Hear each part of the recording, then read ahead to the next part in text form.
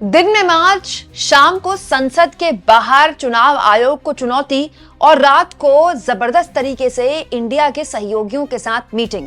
Congress party ने यह तय कर लिया है कि वो अब न केवल विपक्ष का एक बड़ा एंकर बनेगी, बल्कि इस आंदोलन को सड़क से लेकर संसद तक पहुंचाने में सबसे इंपॉर्टेंट भूमिका अपनाएगी। दोस्तों, कल मैंने आपको सबसे पहले बता दिया था कि मल्लिकार्जुन खड़गे के पहले शाम को उनकी पदाधिकारियों के साथ मीटिंग होने वाली है। उसके बाद उन्होंने 200 विपक्ष के सांसदों को डिनर पर बुलाया है। सबसे पहले मेरे चैनल में आपने खबर देखी थी और उसके बाद अब डिनर की तस्वीरें बाहर आ चुकी हैं। कम से कम विपक्ष के कई सांसदों को यहां पर बुलाया गया और जो तस्वीरें मैंने देखी हैं दोस्तों, इसमें आरजेडी की मीसा भारती हैं, लालू यादव की बेटी। इसके अलावा समाजवादी पार्टी के कई सांसद यहां पर थी, खुद डिंपल यादव यहां पर थी। उसके अलावा जया बच्चन यहां पर थी। उद्धव ठाकरे की पार्टी की कई सांसद यहां पर दिखे। संजय राउत यहां पर दिखे। इसके अलावा प्रियंका चतुर्वेदी यहां पर दिखी। डीएमके की तरफ से कनिमोझी यहां पर दिखी। इसके अलावा भी डीएमके के कुछ सांसद मुझे यहां पर दिखे। शरद पवार की बेटी सुप्रिया सुले यहां पर दिखी। सुप्रिया सुले के पिता शरद पवार कल दिन में दोपहर में इतनी प्रचंड उमस वाली गर्मी में सड़क पर बैठे हुए थे। सड़क पर बैठकर इस आंदोलन को अपनी एक तरह से मजबूती दे रहे थे। और सबसे दिलचस्प चेहरा तो दोस्तों यहां पर आम आदमी पार्टी के सांसदों का दिखाई दिया। जी हां, आम आदमी पार्टी के राज्यसभा के सांसदों की मौजूदगी यहां पर दिखाई दी। संजय सिंह, जो लोग कहते हैं कि इंडिया गठबंधन टूट गया, यही सुनाई देता है ना आपको गोदी मीडिया में कि आम आदमी पार्टी ने अपने आप को इंडिया गठबंधन से अलग कर लिया। वो देख लें कि जब मल्लिकार्जुन खड़गे ने 200 सांसदों को बुलाया डिनर पार्टी के लिए, तो इसमें संजय सिंह भी मौजूद थे और आम आदमी पार्टी के कुछ और सांसद जो कि राज्यसभा सांसद हैं वो भी मौजूद थे। एक और चीज मैं आपको बता दूं, कल संजय सिंह ने भी जमीन पर उतरकर जबरदस्त तरीके से अपनी मौजूदगी दर्ज कराई। कल संजय सिंह और आम आदमी पार्टी के कुछ और सांसद जो भी राज्यसभा से हैं वो सड़क पर भी उतरे मार्च में और उसके बाद मल्लिकार्जुन खड़गे की डिनर पार्टी में भी आए। यानी आप कह सकते हैं दोस्तों कि भारत की राजनीति में जो हर चीज सीटों पर केंद्रित कर दी जाती है ना, कि इसके पास इतनी सीटें, इसके पास इतनी सीटें, इसकी सरकार। हमारे देश में राजनीति का अल्टीमेट केंद्र तो यही है ना, किसके पास कितनी सीटें हैं, किसके पास बहुमत है, बहुमत का आंकड़ा ये। इसी से तो किसी भी राजनीतिक दल की या किसी गठबंधन की हेल्थ तय होती है, उसका स्वास्थ्य तय होता है।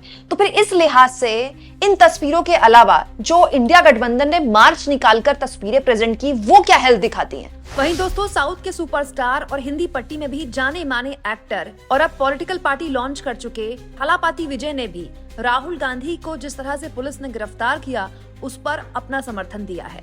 ये देखिए, एक लंबा चौड़ा पोस्ट लिखते हुए तमिल में थलापाती विजय कहते हैं, स्वतंत्र और निष्पक्ष चुनाव की मांग व बिहार मतदाता सूची विशेष संशोधन के विरोध में दिल्ली में संसद में चुनाव आयोग की ओर मार्च कर रहे राहुल गांधी के नेतृत्व वाले विपक्षी सांसदों की गिरफ्तारी कड़ी निंदा योग्य है।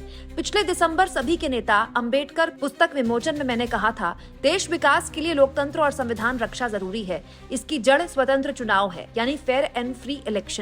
चुनाव आयुक्त एक मत से चुने जाएं। बिहार संशोधन पर टीवीके ने तमिलनाडु में सबसे पहले आवाज उठाई। सभी को विश्वास दिलाने, लोकतंत्र बचाने वाले स्वतंत्र चुनाव सुनिश्चित करें।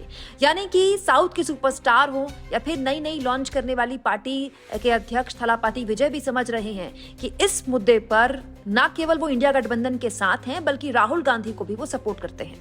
दोस्तों, बीजेपी के पास कितनी सीटें हैं? 240 सीटें हैं ना, बहुमत तो है नहीं बीजेपी के पास। और कल विपक्ष के कितने सांसद सड़क पर थे? ऑन पेपर 300 थे और ऑफ द रिकॉर्ड अगर कुछ लोगों को माइनस भी कर दिया जाए तो 250 से ज्यादा थे।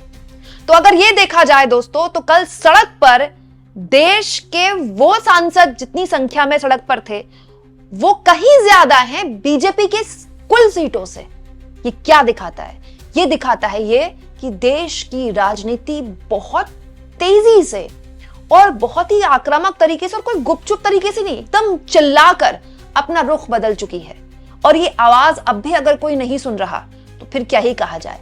ये दिलचस्प इसीलिए है दोस्तों क्योंकि ये केवल एक तस्वीर नहीं है।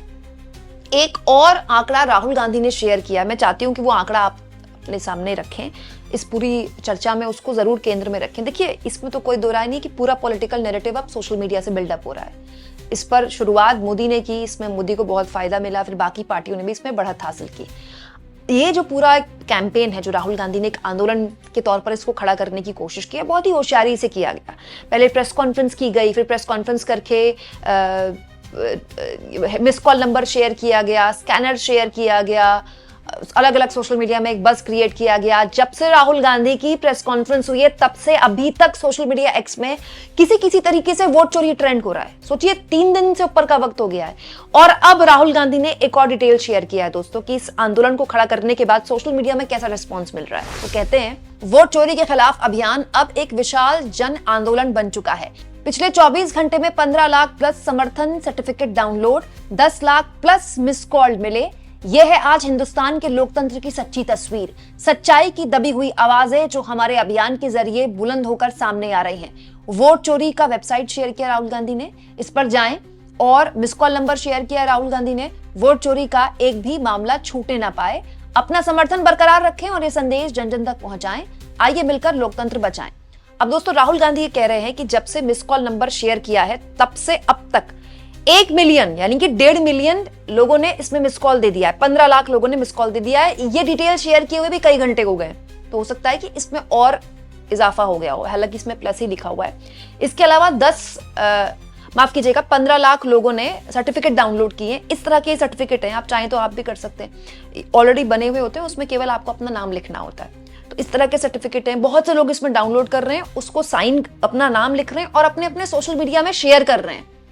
एक तरह से एक आम आदमी ओथ ले रहा है कि हम आपके साथ हैं, वो एक सर्टिफिकेट साइन कर रहा है। दूसरा, 10 लाख लोगों ने मिस कॉल की है, मतलब 1 मिलियन से ज्यादा लोगों ने मिस कॉल की है और उससे ज्यादा लोग सर्टिफिकेट डाउनलोड कर रहे हैं। अब दोस्तों इसमें बहुत सी चीजें हैं जो कि रिपीट हुई होंगी, बहुत से लोग एक बार नहीं कई बार मिस कॉल कर रहे होंगे, लेकिन हम ये कह दें कि पूरा का पूरा मैनिपुलेटेड है तो नहीं होता ना। सोशल मीडिया में मैनिपुलेशन बहुत नहीं चलता, थोड़ा बहुत चल सकता है। कुछ लोगों को आप बोल सकते हैं कि हम पर वीडियो बना दीजिए, लेकिन आप कोई ऑर्गेनिकली जन आंदोलन खड़ा नहीं कर सकते। अगर 1.5 मिलियन लोगों ने सर्टिफिकेट डाउनलोड किए हैं तो ये कहना कि सारे कांग्रेसी हैं बड़ा गलत होगा। हो सकता है आधे कांग्रेसी हो, लेकिन कांग्रेस तो इतनी मजबूत और इतनी बड़ी पार्टी भी नहीं रह गई देश में। तो फिर ये कौन लोग हैं? 15 लाख लोग ये कौन हैं जो सर्टिफिकेट डाउनलोड कर रहे हैं और उसके बाद उसको लिख रहे हैं और उसको अपने सोशल मीडिया में शेयर कर रहे हैं? दोस्तों एक वक्त होता था जब कांग्रेस के समर्थन में बोलने पर गालियां पड़ती थी, लेकिन इन लोगों को कोई डर नहीं है। इसका मतलब ना तो आप गालियां पड़ रही हैं और ना ही लोग आपको जज कर रहे हैं कि आप कांग्रेसी हैं या फिर आप कांग्रेस के किसी मुहिम से जुड़ रहे हैं।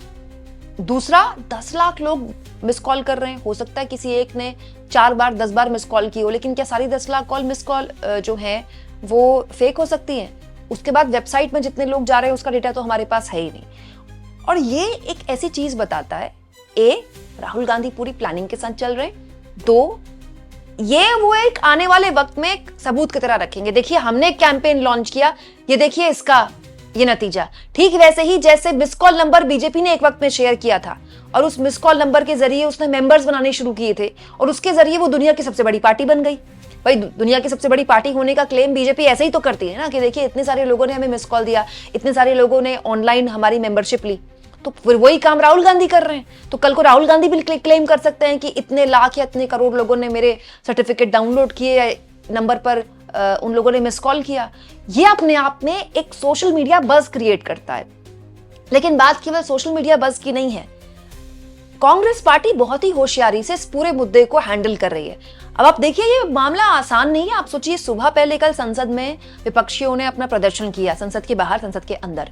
उसके बाद संसद स्थगित हुई दोपहर 3 बजे के लिए।